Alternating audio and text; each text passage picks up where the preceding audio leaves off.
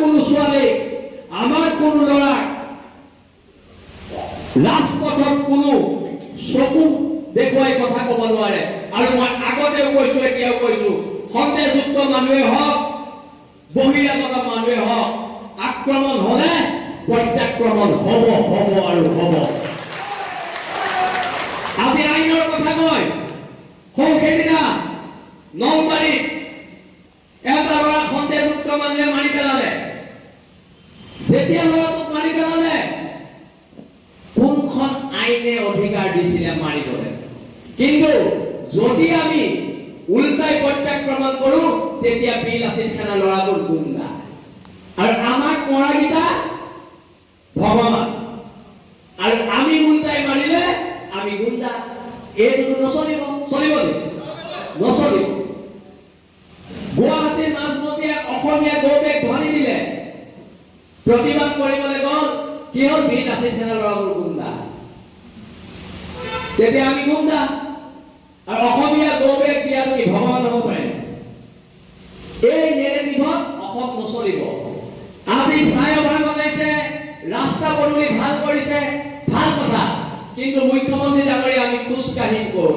আপুনি বনোৱা এই ৰাস্তাকেইটাত যদি খিলঞ্জীয়া মানুহে খোজকাঢ়িব নোৱাৰে, তেন্তে এনেকুৱা ৰাস্তা আপুনি ভাঙি দিয়ক। এনেকুৱা ৰাস্তাৰ কাম নাই, কাম নাই এনেকুৱা ৰাস্তাৰ, যিটো ৰাস্তাত আমি খোজকাঢ়িব নোৱাৰো। আজি আমাৰ ভৱিষ্যত বৰদৌৰতী নাজমলেও ঠিক কৰিব নোৱাৰিব, আৰু আমাৰ ভৱিষ্যত অশোক সিংহাৰেও ঠিক কৰিব নোৱাৰিব। আমি আমাৰ ভৱিষ্যত নিজে ঠিক কৰিম, এইটো স্পষ্ট কথা। আজি আমাৰ মাটিত আমি আছো। মোক কেতিয়াবা শুনে বহুতো বিদ্বান মানুহে যে শিক্ষক, তুমি জাতীয়তাবাদটো কোৱাচোন, জাতীয়তাবাদ মানে কি? মই জাতীয়তাবাদ মানে মোৰ মাটি, মোৰ দেশ, মোৰ কথা, সেইটোৱে হৈছে জাতীয়তাবাদ। জাতীয়তাবাদ এনেকে চলিব। আৰু সংগ্ৰাম খিলঞ্জীয়া মানুহৰ অন্তৰত সোমায়। সংগ্ৰাম কেনেকে হ'ব? সংগ্ৰাম মাটি গছকি হ'ব, সংগ্ৰাম তেজ দি হ'ব, সংগ্ৰাম ঘাম দি হ'ব। সংগ্ৰাম ফেচবুকত লিখি সংগ্ৰাম নহয়। সংগ্ৰাম সদায় ৰাজপথত। ৰাজপথৰ সংগ্ৰামত যোনে বিশ্বাসী, আমি সেই সংগ্ৰাম কৰিব লাগিব।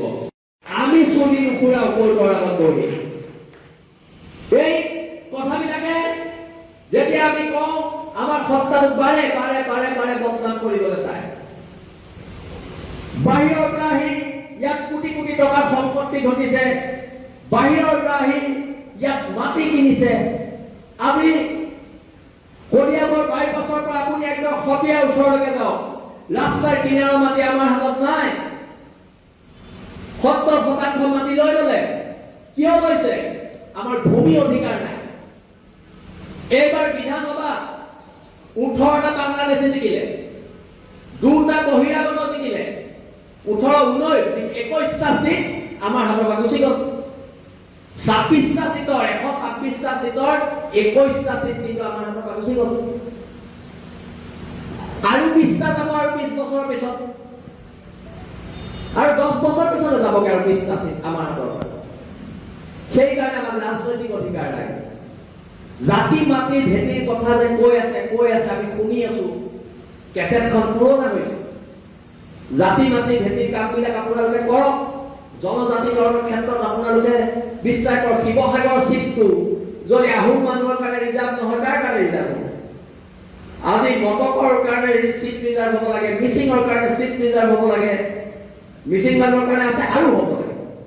মৰাণ মানুহৰ কাৰণে চিট ৰিজাৰ্ভ হ'ব লাগে, কোচ ৰাজবংশী মানুহৰ কাৰণে চিট ৰিজাৰ্ভ হ'ব লাগে, কৈবৰ্ত মানুহৰ কাৰণে চিট ৰিজাৰ্ভ হ'ব লাগে। কিন্তু ৰিজাৰ্ভেশ্যনৰ যি হাৰত আমাক দিব লাগিছিলে সেই হাৰত দিয়া নাই, কাৰণ আমাক জনজাতিকৰণ নাই দিয়া। আজি সকলো কিন্তু ডাঙৰ ডাঙৰ ইতিহাস সদায় ৰাজপথত সলনি হৈছে। আৰু এটা কথা, এইবাৰ পৰা যদি খিলঞ্জীয়াৰ ওপৰত এনেধৰণৰ আক্ৰমণ হয়, ৰাজপথত ইয়াৰ ভয়ংকৰ প্ৰত্যাক্ৰমণৰ বাবে অসম চৰকাৰ সাজু থাকক। সদায় সদায় আমাৰ মানুহক মাৰিব, আমাৰ ছোৱালীক ক'ৰবাত বলাৎকাৰ কৰিব, আমাৰ ল'ৰা হানি খুচি ৰাজপথত মাৰি দিব। এই কথাবিলাক সহ্য কৰি থকা নহ'ব। কিমান দিনলৈ সহ্য কৰিম? আজি এটা উদাহৰণ দিছো। যেতিয়া কোভিড হৈছিলে, কৰোনা বিলাক বন্ধ। বাগজানত, তিনিচুকীয়া বাগজানত জুই লাগিছিলে। আমাৰ সতীৰ্থ হৰ গগৈ আৰু মই, হৰ গগৈ চেন্ট্ৰ গাড়ীখনত আমি গৈ আছিলো বাগজান। তেতিয়া ফাইনেন্স কোম্পানী এটা আছিলে। ফাইনেন্স কোম্পানীটোৱে কাম চলা নাই বুলি ২৫০০ ল'ৰাক কামৰ পৰা উলিয়াই দিলে। ২৫০০ ল'ৰাক কামৰ পৰা উলিয়াই দিলে। আমি লিষ্টখন চালো, ২৫০০ অসমীয়া ল'ৰা, খিলঞ্জীয়া ল'ৰা। তাৰপিছত সিহঁতৰ যিমান অফিচ আছিলে তাত তলা মাৰি দিয়া হ'ল। উজনি অসমত যিমান অফিচ আছিলে তলা মাৰি দিয়া হ'ল। কেলকাতাৰ পৰা সিহঁতৰ মানুহ এটা আহিলে, দীঘল গাড়ী এখন লৈ আহিছে। তেতিয়া হোটেলবিলাক বন্ধ। আমি তাৰ গাড়ীতে বহিলো। তেতিয়া সি মোক সুধিছে যে দাদা আপোনালোকে সংগঠন কেনেকে চলায়? মই বোলো মাল কিমান দিবি সেইটো কওঁ। সি তেতিয়া আমাক কৈছে টকা ৫ লাখ লওক, আপোনালোকে অফিচবোৰ খোলাই দিয়ক। তেতিয়া মই তাক ক'লো তই এতিয়া গাড়ীৰ পৰা ওলাই যাব নোৱাৰিবি। তই লেপটপ ফুল ২৫০০ ল'ৰাৰ চাকৰিবোৰ চকুৰ আগত দে, নহলে তোক দুলীয়াজান টাউনত কাণত ভৰাই থৈ দিম। লগে লগে লেপটপ খুলিছে, ২৫০০ ল'ৰাৰ চাকৰি দিছে। সেইটো হৈছে জাতীয়তাবাদ। জাতীয়তাবাদ এনেকে হ'ব, জাতীয়তাবাদ এনেকে হ'ব। বিক্ৰী যোৱা জাতীয়তাবাদ আমাক নালাগে। তই মুখত ধৰ্ণা দিয়া জাতীয়তাবাদ আমাক নালাগে। আজি কিছুমান মানুহে আমাক দুৰ্বল কৰিছে। কোনোবা মানুহে বহিৰাগত মানুহ, বাংলাদেশীবোৰৰ মানুহে আমাৰ মানুহক যদি আক্ৰমণ কৰে, আমাৰ মানুহবিলাক মুখত চুলি ঘূৰাই। উল্টা ঘটনা। আৰু অৰুণাচলৰ মানুহবোৰ আহিব পাৰে, থাকিব পাৰে, মাটি কিনিব পাৰে, সকলো কৰিব পাৰে। কিয় এইটো হৈছে? কাৰণ আমাৰ ওচৰত ভূমি অধিকাৰ, সম্পদৰ অধিকাৰ, ৰাজনৈতিক অধিকাৰ নাই। এই কথা বতৰাবোৰৰ কাৰণে এইবিলাক ডাঙৰ ডাঙৰ কথা কৈ আছে। সেই মানুহখিনিক আমি এটা কথা এইখন মঞ্চৰ পৰা কওঁ যে হ'ব পাৰো আমি দুখীয়া, আমি তোমালোকৰ গোলাম নহয়। আঁঠুকাৰী অধিকাৰ পূজা বীৰ লাচিত সেনাৰ নিয়ম নহয়, নিয়ম নহয় আৰু নিয়ম নহয়। যোনদিনা অধিকাৰ বিচাৰে সেইদিনা অধিকাৰ বুকুত ধৰি টানি অনা হ'ব। তোমালোকৰ আমাৰ আঁঠুকাৰী অধিকাৰ আমি নিবিচাৰো, নিবিচাৰো আৰু নিবিচাৰো।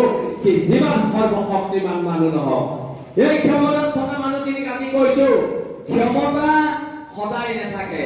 এইখন পৃথিৱীত মানুহ স্থায়ী নহয়, ক্ষমতা স্থায়ী হ'ব নোৱাৰে। আৰু সেইকাৰণে সকলো কৰিব। বীৰ লাচিত সেনাৰ সৈনিকক আপোনালোকে ভয় খুৱাবলৈ চেষ্টা নকৰিব। আমাৰ সকলো দখল কৰিলে। যদি আমি উজনি অসমৰ কোনোবা অঞ্চলত যাওঁ, তাত ক'ব বহিৰাগত মানুহে আমাৰ সকলো দখল কৰিলে। মই এতিয়া তেজপুৰ জাহাজ ঘাটৰ পৰা আহিছো।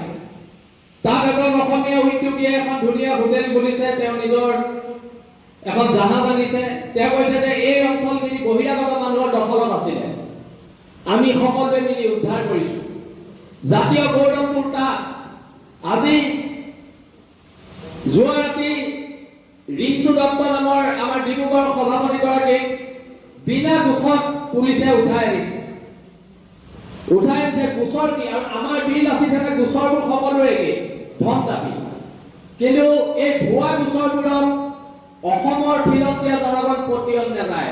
আৰু এই মঞ্চৰ পৰাই আমি বিজেপি আৰু কংগ্ৰেছ বা সকলো ৰাজনৈতিক দলক এটা কথা কৈছো, বীৰ লাচিত সেনা ভাল, বীৰ লাচিত সেনা বেয়া, চাৰ্টিফিকেট ৰাজনৈতিক দলৰ প্ৰয়োজন নাই, নাই আৰু নাই। আমাৰ অসমৰ খিলঞ্জীয়া ভূমিপুত্ৰই আমাক চাৰ্টিফিকেট দিব, বীৰ লাচিত সেনা ভাল নে বীৰ লাচিত সেনা বেয়া। তেতিয়া আমাক ক'ব ইহঁতি বিজেপিৰ দ্বাৰা। আমি যদি অনা অসমীয়াৰ বিৰুদ্ধে মাত পাতো, তেতিয়া ইহঁতি ক'ব ইহঁতি কংগ্ৰেছৰ দ্বাৰা। এই কথা বতৰাবিলাকত সমাজ নচলে। সমাজ চলিব কেতিয়া? সমাজ কেতিয়া চলিব? বীৰ লাচিত সেনা বা অন্য দল সংগঠনৰ গ্ৰহণযোগ্যতা কেতিয়া থাকিব? মই উদাহৰণ দিছো তেজপুৰ, ৰঙাপাৰা, বালিপাৰা।